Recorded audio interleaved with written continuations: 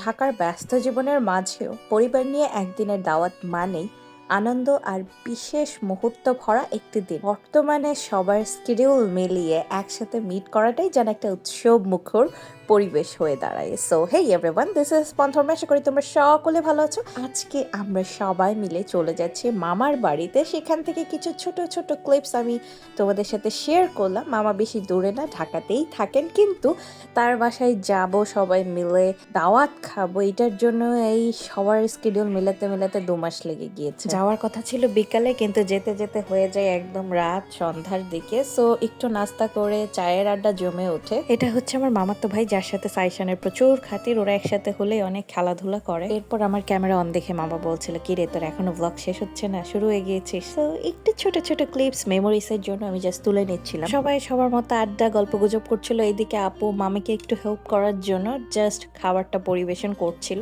আর এই তো এখন ডিনার টাইম, সো ডিনারটা যথেষ্ট মজা ছিল। এদিকে মামির হাতের রান্নাতে মামা জিজ্ঞেস করছিল, কি তুই কি এটারও রিভিউ করবি? আমি দুষ্টামি করে হাসতে হাসতে বলছিলাম যে হ্যাঁ, এটারও রিভিউ করব, যথেষ্ট মজা, ভালো লেগেছে। অ্যান্ড এই তো আলহামদুলিল্লাহ আমরা একটু আগে খেয়ে নিয়েছি, কারণ সবাই যেন পোলাপাইনদেরও একটু টাইম দিতে পারি, আর পাশাপাশি টাইমটা এনজয়েবল ছিল। আলহামদুলিল্লাহ ভালো লেগেছে। এখানে আমার ব্লগ শেষ করছি, টাটা।